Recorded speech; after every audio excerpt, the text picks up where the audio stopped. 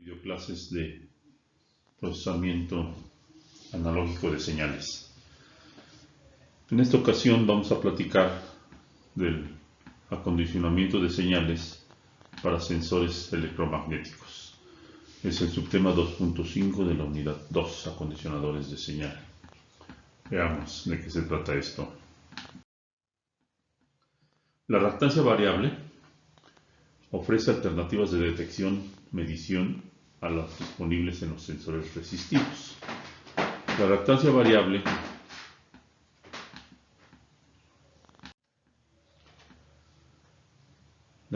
es una característica de los inductores y los capacitores. Reactancia inductiva en el caso de los inductores y en el caso de los capacitores es reactancia capacitiva. Bueno, al usar esta facilidad para detectar o medir en sensores resistivos, la mayoría de esas alternativas que manejamos en sensores resistivos no contienen contacto físico y el efecto de carga adicional es mínimo. Pues si allá sucede, en el caso de la inducción o el efecto electromagnético es todavía mucho menor la carga que adicionan a los circuitos eléctricos.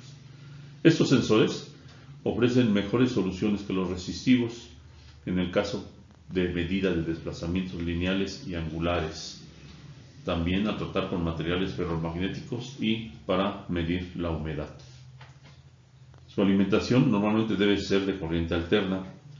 Esto limita desafortunadamente la frecuencia máxima admisible en la variación de la magnitud a medir, que debe ser inferior al voltaje de alimentación.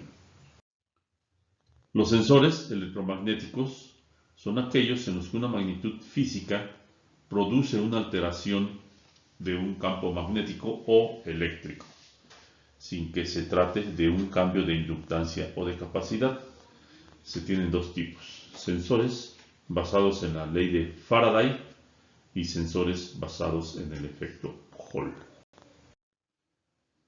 Los basados en la ley de Faraday se basan en el principio de que una variación en el flujo magnético sobre una bobina genera una fuerza electromotriz.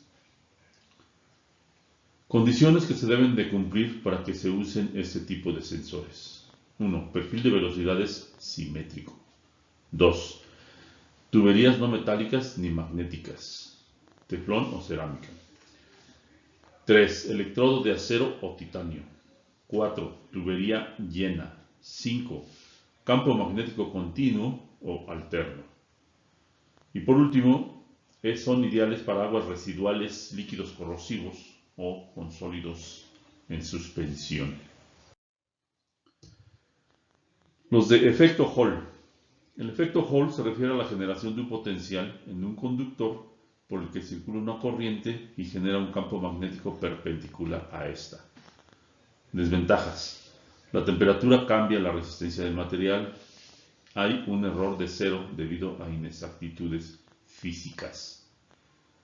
Sus ventajas son que la salida es independiente de la velocidad de variación del campo magnético, es inmune a las condiciones ambientales, no requiere contacto y se puede aplicar a medida de los campos magnéticos, medida de desplazamientos, etc.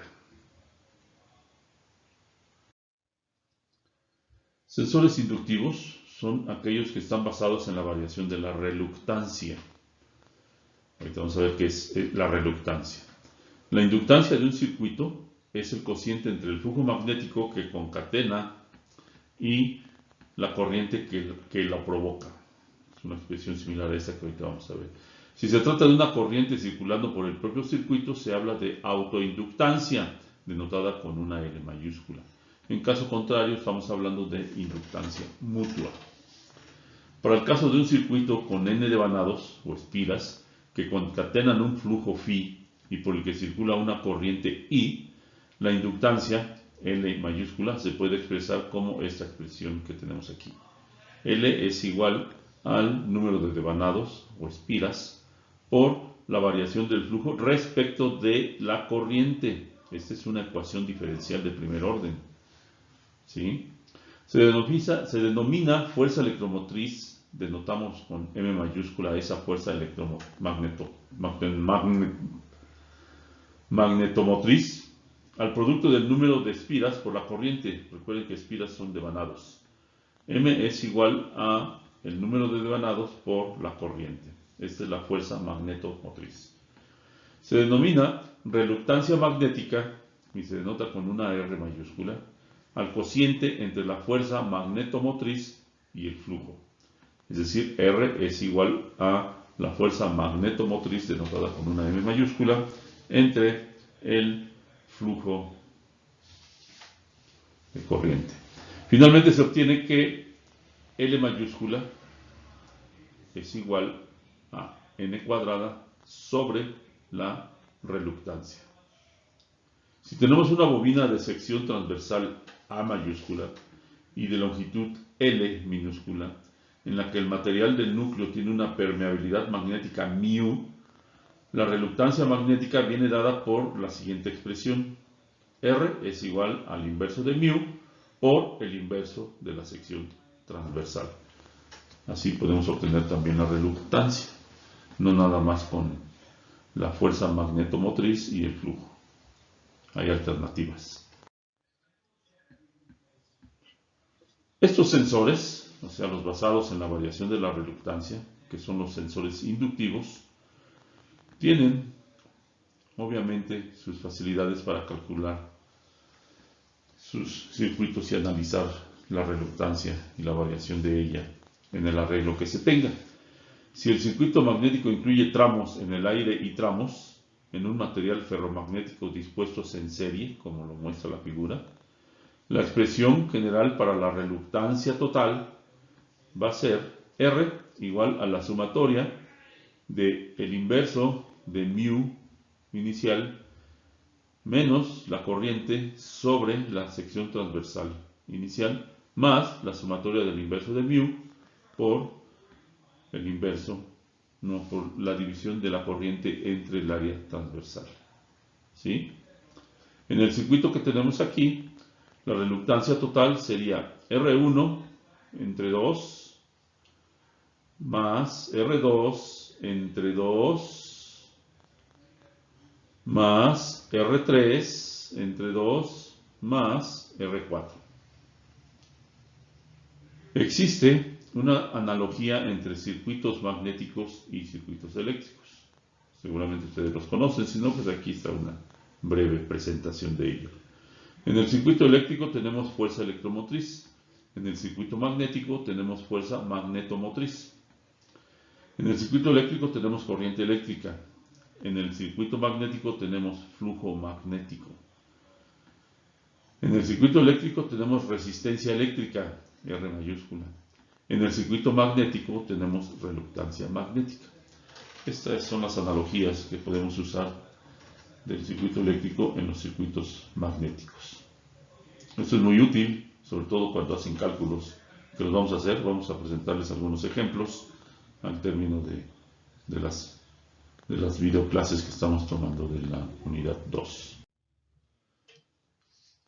Los sensores electromagnéticos, que ya vimos que se basan en la variación de su reluctancia. La aplicación de una inductancia variable a la transducción está sujeta a algunas limitaciones. La relación entre la inductancia y la reluctancia no es constante en todo el dispositivo.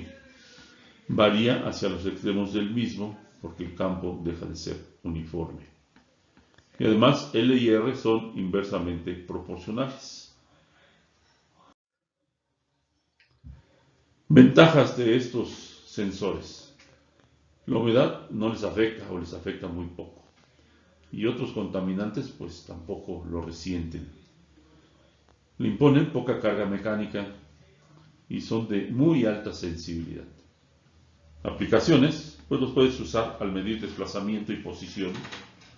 Son detectores de proximidad de objetos metálicos férricos y estos también pueden medir otras magnitudes si un sensor primario apropiado las convierte en un desplazamiento. Curioso, ¿no? Tipos de sensores electromagnéticos. En esta figura se muestran varios tipos de sensores electromagnéticos con diferentes configuraciones. En esta figura, el cambio se debe al desplazamiento angular del núcleo, este que está aquí. El cambio, en esta figura, el cambio se debe al desplazamiento lineal del núcleo. El núcleo se mueve hacia arriba y hacia abajo, pero en un movimiento lineal. Aquí, en esta figura, el cambio se debe a la variación del entrehierro. ¿Cuál entrehierro? Esta X es la que está variando. Y en esta figura, el cambio se debe a la variación del entrehierro, pero afectando de forma contraria a los devanados. Se mueve hacia arriba y hacia abajo, y así es como se genera la reluctancia. Esta configuración es sensible al espesor de un material ferromagnético. El espesor se denota con una letra E minúscula. Y finalmente, esta configuración es sensible al espesor E de un material no ferromagnético, este que está sobre el material ferromagnético y antes del inductor. Así es como funcionan estos sensores inductivos. Esta es una muestra. Vamos a resolver algunos ejercicios y ejemplos donde utilicemos estos sensores inductivos. Lo veremos en próximas sesiones. Eso es todo, jóvenes. Nos estamos viendo en la siguiente videoclase.